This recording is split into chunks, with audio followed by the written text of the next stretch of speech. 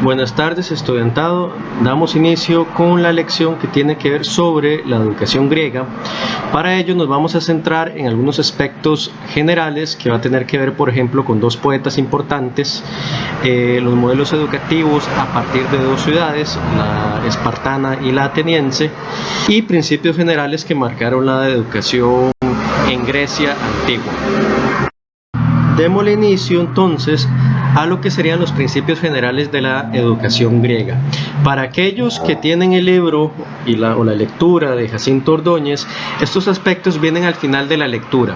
No obstante, yo prefiero arrancar con ellos porque, como principios que son, van a ser la base general de todo lo demás que vayamos a ver. Entonces, todo lo demás que vayamos a ver serían particularidades que se van montando sobre estos principios generales, con mayor o menor fuerza, pero sobre ahí es lo que se va a montar, sería el trasfondo. Entonces, hay por lo menos 4 principios. Comencemos con el primero: comprensión física del cosmos. ¿Esto qué quiere decir?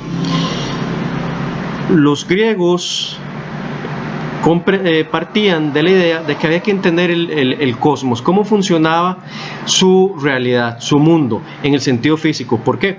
Porque si uno entiende las leyes físicas, uno no se tiene que preocupar de las cuestiones naturales que ocurran. ¿Por qué? Porque serían propiamente efectos naturales. Es decir, si yo sé que viene la temporada de lluvia, sería muy tonto de mi parte ponerme a sembrar algo que no sea propicio para la época de lluvia. Entonces, un buen comprendimiento de las leyes conduce a poder gozar de una buena vida, en menor y mayor rasgo con las eventualidades sociales que pueden ocurrir, por supuesto. Pero aquí la idea es: comprenda el entorno donde usted vive. Vean que esta idea estaba en la cuestión que vimos sobre mitos y filosofía. Había que comprender el mundo para que eso le dé existencia a uno, le dé sentido a la existencia y uno poder llevar a cabo su propia vida. En la imagen que tiene al lado es un modelo geocéntrico. Recordemos que en grandes rasgos los griegos creían que la Tierra era el centro del mundo. Entonces hay que partir de esta comprensión tomando en cuenta que para ellos pues resultaba bastante obvio y natural decir que la Tierra era el centro, porque uno levanta la cabeza para arriba y ¿qué va a ver? El Sol, la Luna y demás astros. El segundo principio es la estratificación social. Atenas se regía por una fuerte clasificación de los seres humanos que vivían dentro de ellos. Valga aclarar que si bien hoy llamamos a todo este territorio Grecia antigua, el territorio per se en sí no era un país, sino al contrario, eran un montón de ciudades-estado que cada una tenía un control político distinto, se regían políticamente de manera distinta. Entonces, lo que existían era como un montón de pequeños paisitos dentro de lo que hoy nosotros llamamos Grecia antigua. El asunto está en que el tamaño de ellos era pequeño, casi el tamaño de una ciudad. Por eso es que hoy en día a veces se le llama la ciudad de Atenas o la ciudad-estado. ¿Por qué? Porque eran estados o algo similar a un estado, pero del tamaño de una ciudad. Entonces, cada uno de estos tenía independencia. Claramente habían los juegos de poder, de intereses, alianzas y por demás. Lo que los unía, digamos, era el aspecto lingüístico. Todos hablaban el griego, con sus variantes, por supuesto. Habían aspectos religiosos que los unían, con las variantes, por supuesto, y aspectos también culturales en general. Entonces, hay que tener esto en cuenta, que a pesar de que todos eran griegos per se y se identifican como griegos, cada uno cada ciudad constituida básicamente como una especie de país independiente. A pesar de esto, cada una de ellas parte de una fuerte estratificación social. Aquí vamos a ver dos: Atenas y Esparta.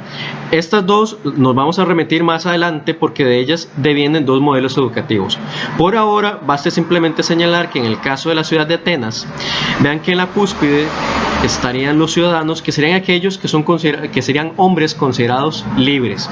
Entonces no era cualquier hombre el que llegaba a ser ciudadano, sino un hombre libre y por lo general pudiente, que tenía cierto estatus económico.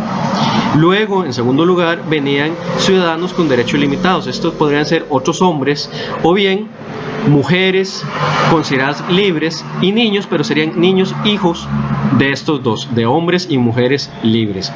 Luego tenemos los metecos, que los metecos serían los extranjeros, es decir, ciudadanos de otras polis, de otras ciudades griegas que por alguna razón u otra vinieron a vivir a Grecia y se les seguían considerando extranjeros. La particularidad de ellos era que si bien no eran ciudadanos, tampoco eran considerados esclavos. Entonces estaban como en un rango intermedio por ahí. Tenían muchísimo más valor, lamentablemente hay que decirlo, que un esclavo, pero no alcanzaba el valor de un griego, a pesar de que estas personas fueran, por ejemplo, hombres, igual libres en su país, a pesar de ser la misma Grecia. Entonces eran llamados los metecos, extranjeros. Y en el caso de Atenas, finalmente venía la base de esclavos. Lamentablemente, recordemos que toda Grecia fue una sociedad esclavista, entonces ellos se valían de la conquista y de las personas que nacían bajo esclavitud.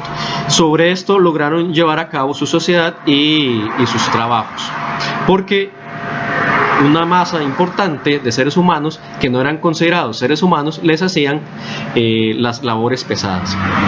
En el caso de Esparta, como podrán ver, en la cúspide Esparta estaría gobernada por guerreros, que básicamente eran los que podrían tomar o tener el mayor poder, una especie como el equivalente del ciudadano en Atenas, pero ellos se clasificaban por ser guerreros. Pero estos aspectos los vamos a ver más adelante.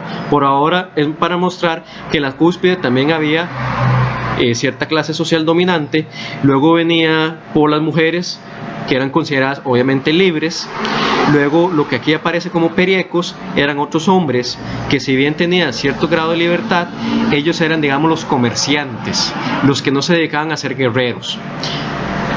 Y finalmente los heliotas, disculpen que la imagen se corta, estos serían básicamente los trabajadores, servidumbre e incluso esclavos, que como pueden ver la masa de esclavitud en Esparta era mayor. En todo caso, aquí lo importante es ver que había cierta estratificación. Esta estratificación lamentablemente va a ser importante, ¿por qué? Porque dependiendo de donde uno se ubique, ese es el acceso que va a tener a la educación. El asunto también es curioso porque esta estratificación se montaba a su vez del principio anterior. Había una idea generalizada, y esto se va a popularizar mayormente en filosofía con Aristóteles, de que había en el cosmos una zona superior y una zona inferior. Usualmente esa zona superior era de la luna para arriba y la zona inferior de la luna para abajo. Entonces, como en la naturaleza hay zonas superiores e inferiores, en la sociedad también tiene que haber seres superiores y seres inferiores. Entonces, a partir de esta idea de cosmos que divide, valga la redundancia, el mismo cosmos en dos fracciones, esto también pasará a aplicar a la cuestión social. El tercer principio tiene que ver con una concepción negativa del trabajo. El griego, y principalmente el griego de la cúspide, de las que acabamos de ver, ellos valoraban negativamente el trabajo. ¿Por qué? Porque el trabajo quitaba tiempo. Recordemos que estamos hablando 2000, 3000 años antes de nuestra era común. Eso que implica que todos los días había que trabajar. Hoy en día pues no tenemos problemas para conseguir pan. ¿Por qué? Porque ya está en un supermercado, el pan aguanta más días, ahí había que hacerlo a diario. Entonces el trabajo se entiende por trabajo manual y había que hacerlo todos los días. Entonces era algo bastante agotador y consumía demasiado tiempo. Entonces por eso el griego, obviamente las altas élites, veía de manera negativa el trabajo, porque era algo que le quitaba el ocio. El ocio, por el contrario, se veía como valor positivo. El ocio es el descanso, el tiempo que uno tiene de recreación, pero no es simplemente de no hacer nada y pasar todo el día simplemente mirando hacia el ciprés, no, sino que ese tiempo recreativo se utiliza para poder estudiar. para poder conversar. Por ejemplo, en la imagen aquí, si bien hay un banquete, hay cierta conversación. Esa conversación sería importante por algún desarrollo filosófico que se pueda dar, alguna cuestión matemática, entre otros. En todo caso, la conversación como tal, la conversación educativa, formativa, era posible porque había un ocio. Por eso el trabajo se ve de manera negativa, porque el trabajo no dejaría que uno pueda dedicar horas al día para poder estudiar o conversar con los amigos, con los pares sociales. El cuarto principio va a implicar que debe haber una armonía entre las leyes naturales y sociales. Básicamente esto se puede intuir del primer y segundo principio.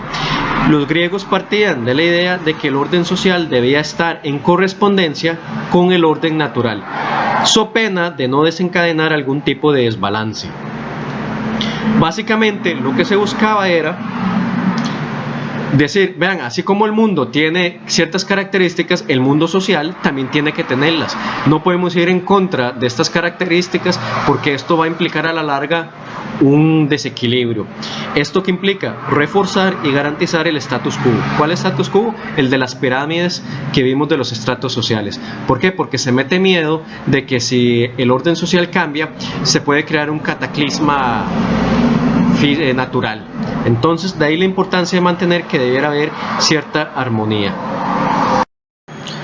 Visto estos principios, ahora sí, para los que poseen la lectura, se pueden devolver al inicio de la misma y comenzar con los orígenes de la educación griega. La educación griega comenzó muy curiosamente con poetas. Los poetas fueron los modelos educativos.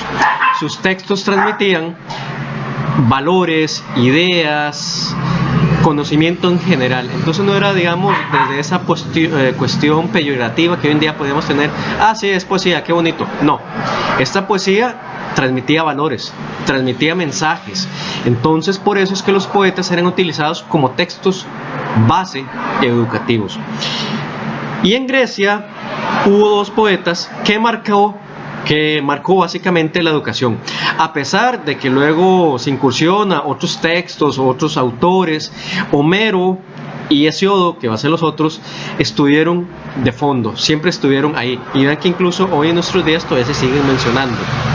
Entonces, el primero de estos poetas, pues el que acabo de decir, es Homero. Sobre su fecha de nacimiento no hay certeza. Se calcula que fue entre el siglo XII y VIII antes de la era común. En todo caso, Homero nos interesa porque es conocido como el poeta de la aristocracia y de los héroes. Si alguna vez han leído la Ilíada o la Odisea, ustedes van a ver ahí que se alaba las virtudes del guerrero. Por ejemplo, incluso cuando alguien va a morir, se hace toda una descripción bella, hermosa, valga la redundancia, heroica.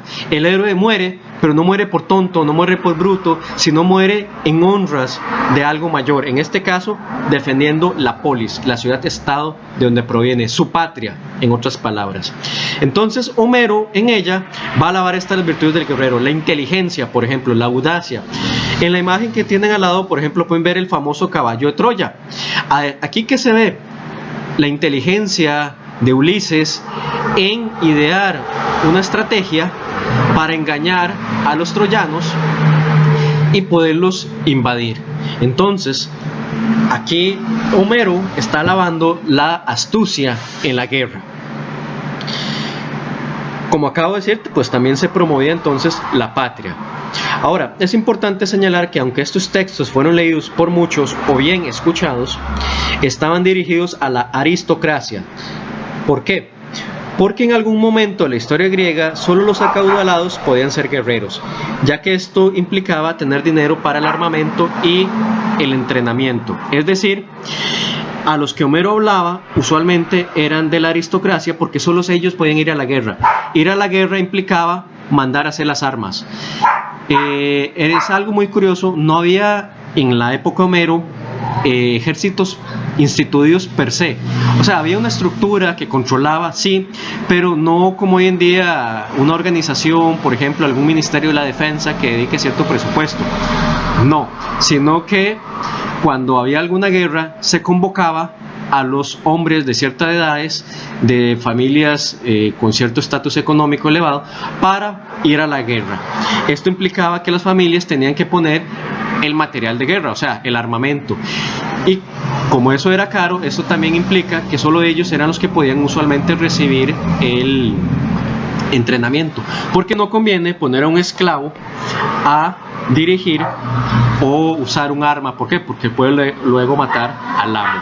Entonces, por ello es que en algún tiempo eran solo los acaudalados a los que iban a la guerra, y por ello es que Homero les escribe a ellos: hay que morir por la patria. ¿Por qué? Porque los únicos que tienen patria eran los acaudalados, porque si el país era invadido, ¿quiénes son los que llevaban de perder privilegios? Los acaudalados, los ricos, los más acomodados, porque para los pobres lamentablemente simplemente implicaría un cambio de dueño. Por eso es que Homero se la dedica a los aristócratas.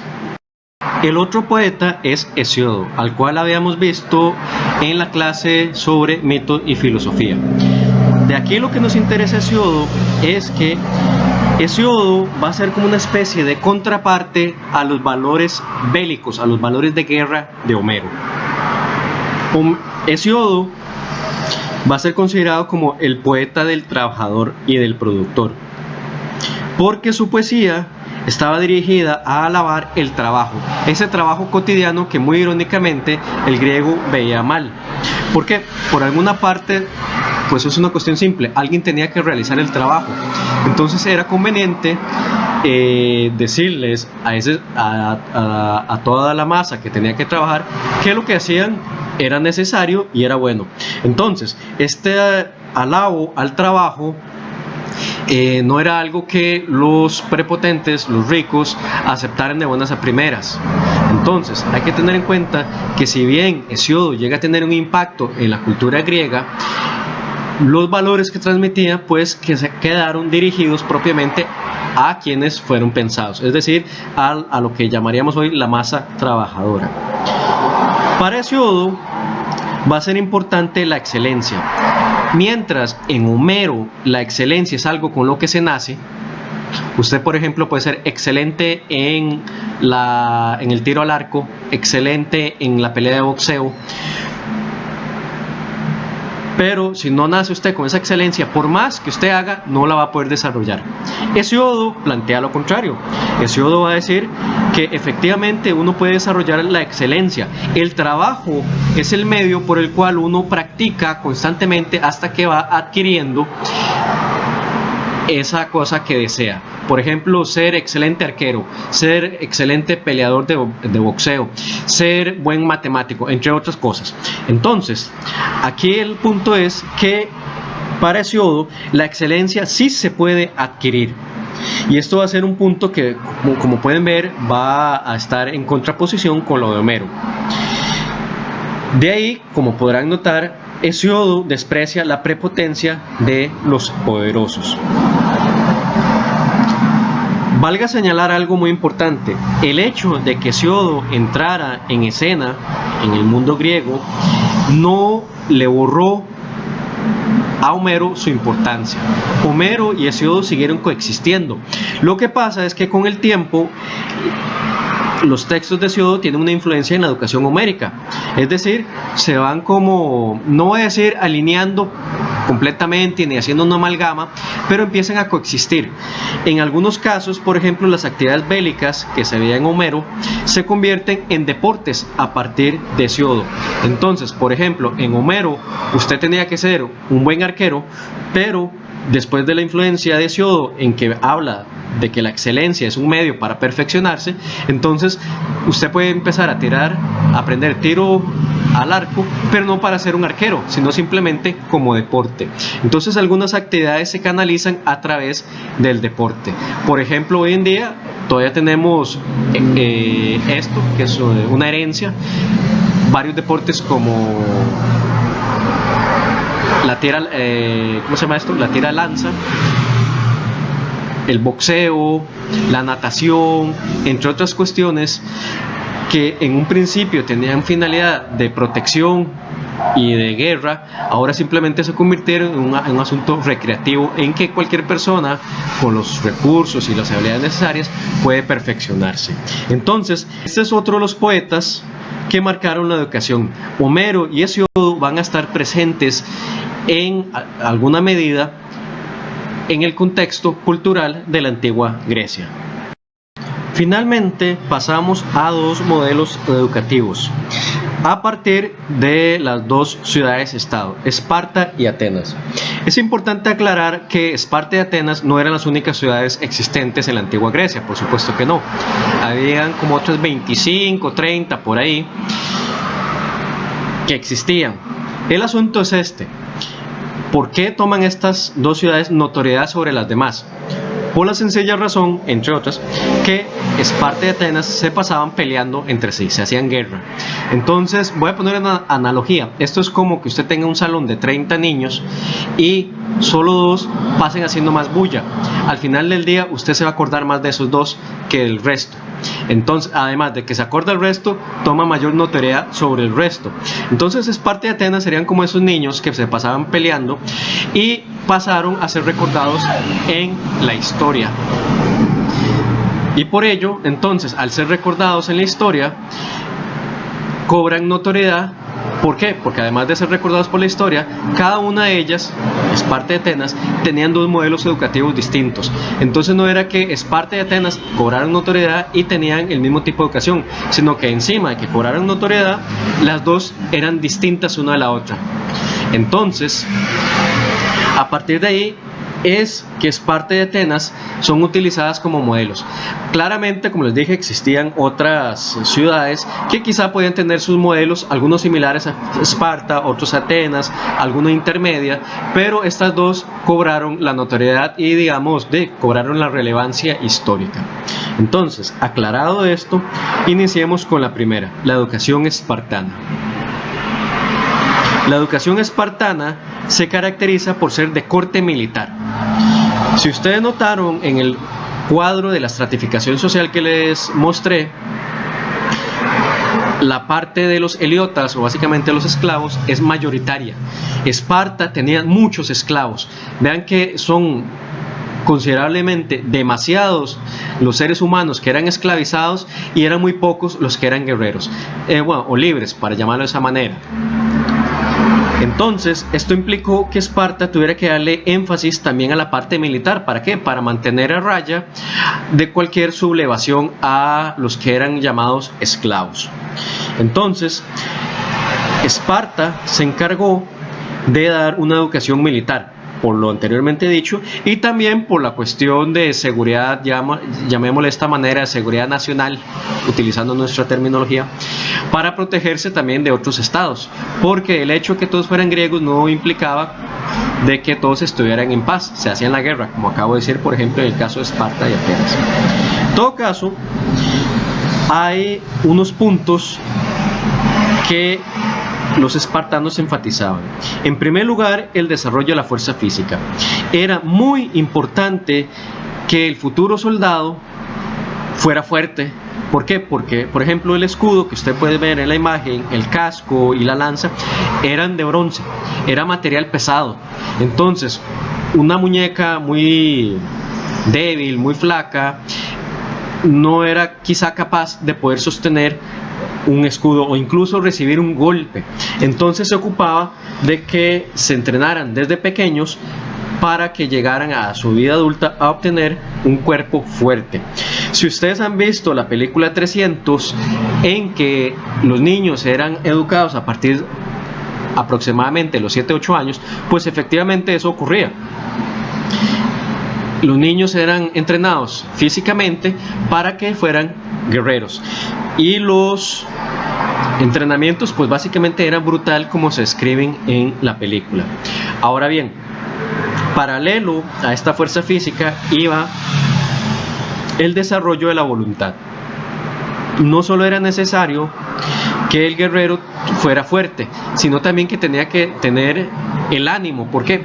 Porque imagínense que se tope cada guerrero espartano una desproporción, es decir, que por cada guerrero hubiera, por ejemplo, 5 enemigos, cualquier otro se hubiera asustado. Los espartanos buscaban que el guerrero dijera: vale morir por mi patria. Entonces había que también trabajar la parte anímica, hacerle ver que morir no era nada malo si se moría por la patria. De ahí que la finalidad, como les acabo de decir, era llegar a ser guerrero dispuesto a morir por la polis, por la ciudad. El otro punto que ellos le dan énfasis, y fue algo muy notorio y que los distinguió básicamente de las demás ciudades, es el hecho de que le dieron una importancia a la educación de la mujer. Hago aquí un paréntesis histórico. A excepción de Atenas, de Esparta, todas las demás ciudades, o buena parte de ellas, y principalmente Atenas, eran misóginas. Entonces, ellos consideraban a la mujer poca cosa, básicamente como un ser con quizá mayor derechos y alguna que otra capacidad que lo que llamaban ellos un esclavo. Entonces, los espartanos se van a diferenciar de los demás y de Atenas en particular porque ellos le dieron importancia a que sus mujeres fueran educadas. Ojo con esto, con la expresión que acabo de decir, sus mujeres. Sí, a pesar de esta, por decirlo, de esta superación o de este logro en ver que la mujer también merece educación, ellos seguían viéndola hasta cierto punto como mujeres de hombres libres. Entonces, de ahí lamentablemente la expresión. En todo caso, ellos requerían que la mujer fuera educada como guerrera. Es importante decir esto: no iba a llegar a ser guerrera, pero que fuera como guerrera. ¿Para qué? Para hacerla fuerte. ¿Por qué? Porque una mujer fuerte va a parir hijos fuertes. Por lo menos esa era la idea, algo sexista por supuesto, que tenían los espartanos. Entonces había que hacer a la mujer fuerte, entrenarla como un hombre, o sea, como una guerrera, pero sin que llegara a hacerlo. Y por otra parte, pues había una cuestión de estrategia. Imagínense que las mujeres estuvieran solas en la ciudad mientras los hombres están peleando afuera de la ciudad, y por alguna razón se filtra un comando y las mujeres quedan vulnerables. Al tener entrenamiento como guerreras, las mujeres pueden hacer frente, entonces no se convertían en carne de cañón de buenas a primeras. Entonces esto tenía sus ventajas, claramente con ciertos sexismos, como se puede ver. Ahora es importante señalar, por ejemplo, hablando de la película 300, que en la segunda, como donde ustedes ven a Górgora, la esposa de Leónidas, peleando, si era posible que ella pudiera pelear, que supiera pelear, pero liderar un ejército, no, eso jamás hubiera sido posible, porque en esto lamentablemente los espartanos también seguían un esquema patriarcal. Solo el hombre podía ir a hacer frente a la guerra. La novedad está en que ellos las educaban como guerreros, aunque no llegaran a ejercerlo. Y el tercer punto está en la selección de los niños. Los espartanos literalmente seleccionaban a los niños recién nacidos. Si veían algún tipo de deformidad, ellos eran eliminados.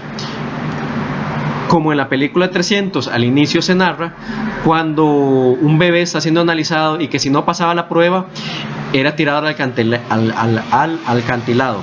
Sí, efectivamente esto sucedía, porque niños enfermizos y defectuosos, disculpen la palabra toda grotesca, no eran aptos para ser guerreros. Recuerden que aquí la finalidad de ser hombre, que era llegar a ser guerrero.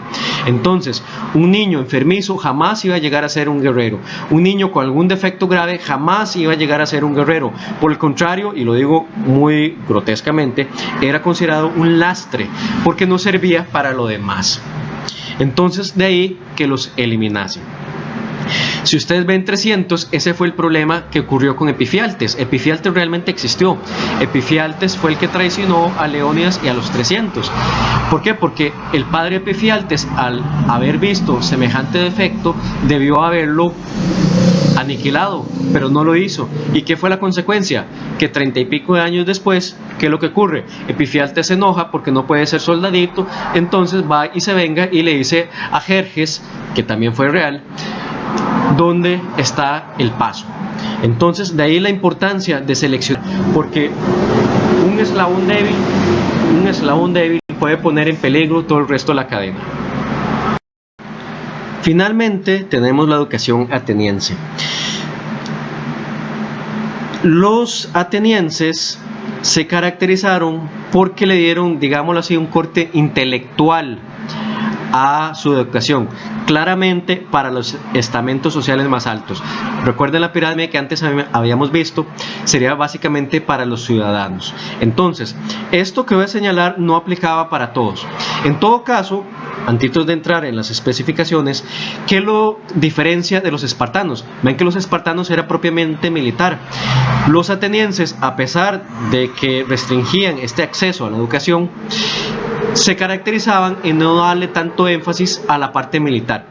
Esto no significa que descuidaran el asunto militar, por supuesto que no, tenían que saberse defender, pero como lo señala por ejemplo el autor del libro, Jacinto Ordóñez, la masa de esclavos que tenían era considerablemente menor a la que tenía Esparta, entonces no tenían una mayor necesidad, o sea, sí tenían necesidad, pero no era tan apremiante como la espartana, de ahí que no le dieran tanto énfasis como hace Esparta a la parte militar. Esto permitió que ellos pudieran centrarse en otros asuntos, y en este caso fue el asunto intelectual. Entonces, dicho eso, la educación, llamémoslo de esta manera, intelectual, tiene dos momentos, un momento familiar y un momento escolar.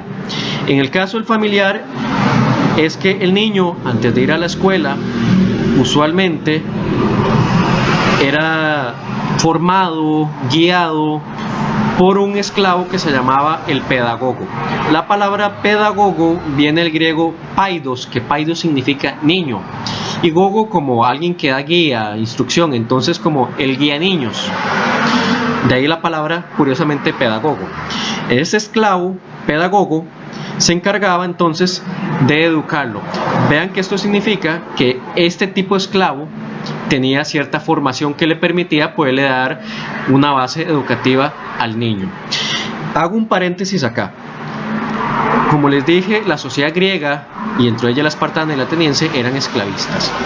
No obstante, existían distintos tipos de esclavos.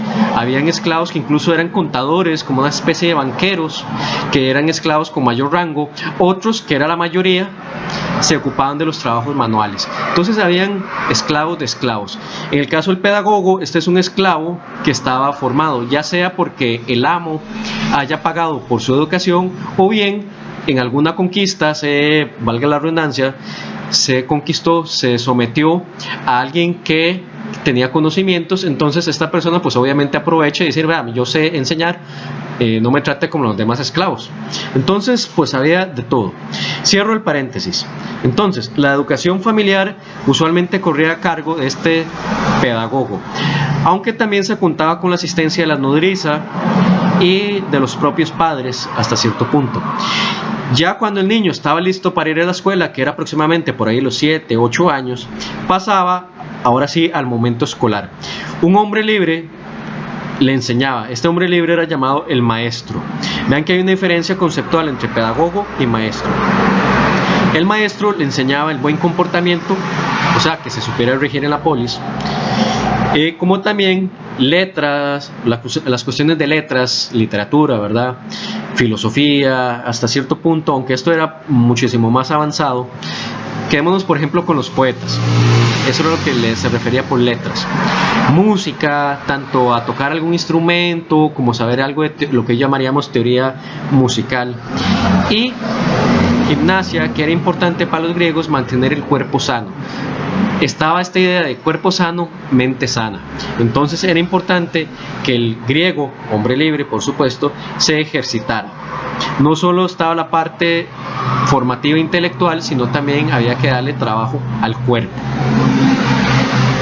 Entonces, parte del contenido que enseñaba el maestro tenía que ver con enseñarle al estudiante a saber pensar, es decir, conocer lo que le correspondiera. Por ejemplo, si alguien va a estudiar leyes, pues tiene que conocer lo que le corresponde a leyes. Si alguien va a estudiar algún tipo de ingeniería, pues conocer lo que le corresponde a un tipo de ingeniería. Saber decir es decir, reflexionar, que sepa sopesar argumentos. ¿Para qué? Para así llegar al tercer punto, saber qué hacer. Entonces hay que saber conocer el entorno, saber cómo reflexionar para así saber actuar con inteligencia y no actuar tonta y brutamente. Ahora bien, como les acabo de decir, esto solo aplicaba para los estamentos altos. Para las clases pobres, los padres tenían la obligación de formar a sus hijos en algún oficio. A partir de una legislación de un gobernador que se llamó Solón, se promulgó que los padres pobres, que pueden ser hombres libres pero sin dinero, tenían que formar a sus hijos en algún oficio, usualmente el que el padre hacía, pero también se podía formar en otro. ¿Por qué? Porque la intención era evitar parásitos sociales, es decir, gente improductiva, gente que fuera lastre. Hoy lo llamaríamos, y disculpen la expresión, digamos, el mendigo, el pobre, el vagabundo. Atenas buscaba eliminar eso. Entonces, los de las clases altas obviamente tenían una formación intelectual y los de las clases pobres sabían hacer algo, o sea, sabían cómo valerse en la vida. Entonces, esta es la educación ateniense. Como pueden ver, claramente se diferencia de la educación espartana. Por eso en la película 300, Leónidas dice: ¿cómo si los atenienses dijeron que no ante Jerjes, nosotros los espartanos vamos a decir que sí a la sumisión? Estas indirectas y diferencias y reproches mutuos eran reales. Esparta se consideraba a sí misma como fuerte, mientras veía a Atenas bastante débil, que no le dio énfasis a la parte militar, sino a lo intelectual. Y por su parte, Atenas los veía a ellos, a los espartanos, como salvajes. ¿Por qué? Por el entrenamiento militar al cual sometían a sus guerreros. Entonces, estos son los dos modelos educativos bajo el cual se dio en Grecia. Estos modelos, como les digo, de algún modo u otro van a estar presentes en la historia griega y en las cuestiones posteriores que vayamos a ver. Por ejemplo, Platón, que si bien es ateniense, va a tomar en algún momento ciertos elementos de la ciudad de Esparta para introducirlos en su plano filosófico. Otros, por el contrario, simplemente se van a distinguir y van a decir: no estoy a favor uno del otro. En todo caso, aquí lo importante es que estas dos ciudades sirvieron como modelos y plantearon maneras en cómo se pueda llevar a cabo el proceso educativo, siempre teniendo en cuenta que estos procesos educativos son restringidos para ciertas personas. Tiende a haber un error muy común de decir: sí, la educación en Grecia planteaba que, sí, planteaba algo, pero no para todo mundo. Entonces hay que tener en cuenta estas precisiones a la hora de hablar de la educación griega. Y con ello concluimos esta lección sobre los aspectos generales de la educación griega.